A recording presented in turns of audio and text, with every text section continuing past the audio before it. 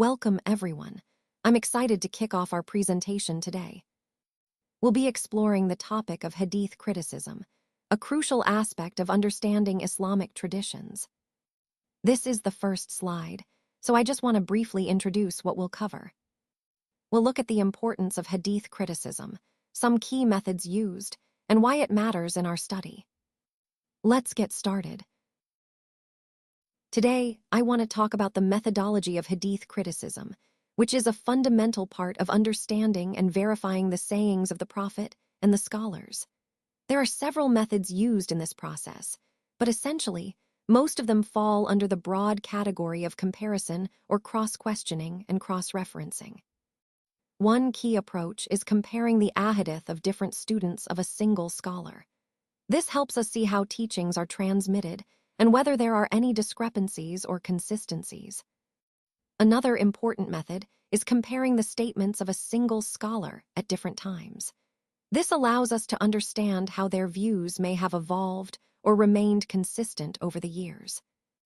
We also compare oral recitations with written documents to ensure accuracy and authenticity. And finally, we compare hadith with related texts from the Quran. This cross-referencing helps verify the compatibility and coherence between the sayings of the Prophet and the divine message of the Quran. All these methods serve to strengthen the reliability of hadith and deepen our understanding of Islamic teachings. They're essential tools in our ongoing effort to preserve the integrity of our religious tradition. Let's delve into how the method of criticism has played a crucial role in evaluating hadith transmitters. Essentially, it helps us determine the accuracy of a particular transmitter, which in turn influences how we grade their narration based on their literary achievement. But it's important to note that in the view of muhaddithin, accuracy alone isn't enough to accept a hadith. There are additional requirements that a transmitter must meet for their narration to be considered acceptable. One key aspect is that the statement itself must be authentic. However, that alone doesn't guarantee acceptance. The transmitter also needs to be adil, which means of righteous conduct. In simple terms, their character must be Islamically acceptable. This concept of adil is fundamental because it ensures the trustworthiness of the narrator beyond just their accuracy. So, in summary, for a hadith to be accepted according to hadith critics, it's not just about the content being authentic. It's also about the narrator's moral character and righteousness. This comprehensive approach helps us preserve the integrity of the transmitted tradition. Welcome, everyone. Today, I want to highlight the importance of continuous learning and development, which is actually represented by the copyright 2024 by continuous learning development. This emphasizes our ongoing commitment to growth, not just as individuals, but as a community. When we dedicate ourselves to learning, we're not just acquiring knowledge, we're also shaping our character and improving our ability to serve others. It's crucial to remember that growth is a lifelong journey. And in this journey, staying humble and open-minded helps us stay receptive to new ideas and better ways of doing things.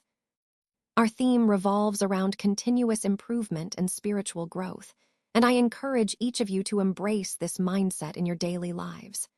Let's keep pushing ourselves to learn more, to be better, and to serve with sincerity and dedication, always aligning with our values and principles.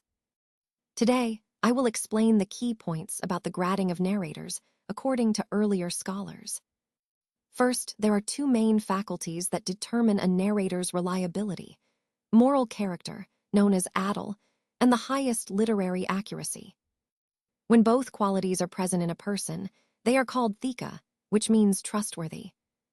A thiqa is someone whose narrations are generally accepted by muhaddithin, the scholars of hadith. Next, if a scholar has acceptable personal character but his literary accuracy is not of the highest grade, he is called saduq, or truthful. In that case, his narrations are accepted as genuine, unless he contradicts someone of higher accuracy. Then, there are scholars whose character is good, but whose literary achievement is limited, and who make many mistakes. We call them saduq yahim. Their narrations are less reliable but still considered with caution. If a scholar is charged with indecency or immoral behavior, no matter how knowledgeable he is, his transmitted material is not accepted at all. Finally, the highest level is reserved for scholars awarded the top marks, known as Thikatun Thabiun or Authaquen Nas, meaning the most truthful and accurate scholars. This grading system helps us understand the reliability of narrators and ensures the authenticity of the transmitted hadiths, which is central to our overall study. Let's now discuss the grading of narrators as seen by later scholars. First, we have those who received good grades but without a superlative degree. For example, terms like Thikatun, meaning trustworthy, or Mutkanun, meaning accurate. These are narrators who are generally reliable, but not at the highest level of certainty. Next, there are narrators whose position is below grade 3 but still awarded a good grade, such as Saduk, meaning truthful. They are considered trustworthy, but perhaps not as precise or reliable as higher-ranked narrators. Moving on, we encounter those whose grading is lower than number 4, and they might be described as Saduk Yahim. This means they are truthful but sometimes make mistakes. They are not entirely reliable, but their honesty is still recognized. Now, consider the narrator who has transmitted only a little knowledge. If there's no proof of unreliability, nor positive proof of high accuracy, he is called Makbul, which means acceptable. If his narration is supported or verified by statements from other scholars, he may be termed layyin, meaning mild or flexible, indicating a certain degree of trustworthiness. Then we come to someone who has more than one student transmitting from him, but scholars have not declared him authentic or trustworthy. Such a person is called Majhul al-Hal, meaning one whose integrity is not verified. Essentially, his external reliability seems okay, but there's no concrete knowledge about his trustworthiness. Next, if a narrator has no credit from any scholar and some scholars have spoken against him, he is classified as Dauf, meaning weak. He is generally considered unreliable. Moving further, if someone is known only through the narration of a single scholar and lacks any scholarly endorsement, he is called Majhul, meaning unknown. His status is uncertain because there's no broad recognition of his credibility. If a narrator has no scholarly endorsement whatsoever, and scholars have spoken against him, citing reasons such as making many mistakes or being a fasik, an unrighteous person, or failing to meet legal standards of righteousness, he is considered one with no credit at all. Additionally, if a person has been charged with forgery or deception, he is called Mullaham bil Kadhib, meaning one accused of lying.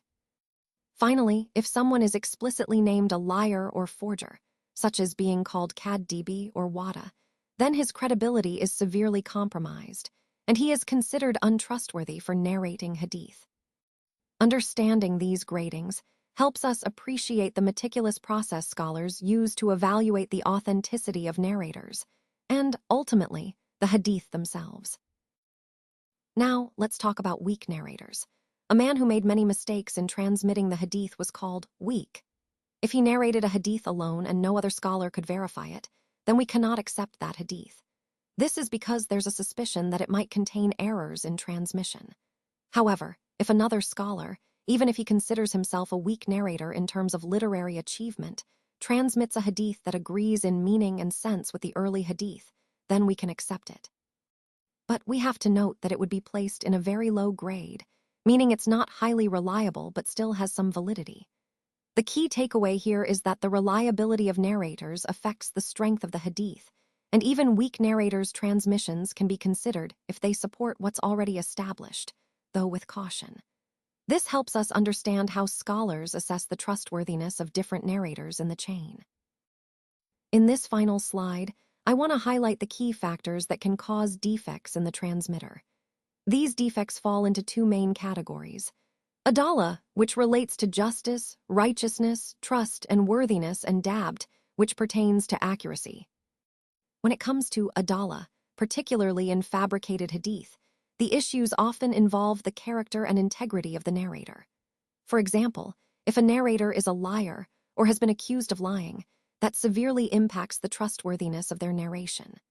Similarly, Immoral behaviors such as drinking, gambling, or lying can also disqualify a narrator because these actions reflect a lack of righteousness. Additionally, if someone is known as an innovator in religious principles or remains obscure, meaning their reputation or identity is not well known, these are also serious problems. All of these factors undermine the integrity of the hadith chain and are considered the most serious defects. On the other hand, the factors related to dabt, or accuracy, focus more on the narrator's memory and attentiveness. For instance, if a narrator is excessively error-prone or weak in memory, their reports become unreliable. Negligence in reporting or a reputation for frequent misinterpretations also weaken the hadith.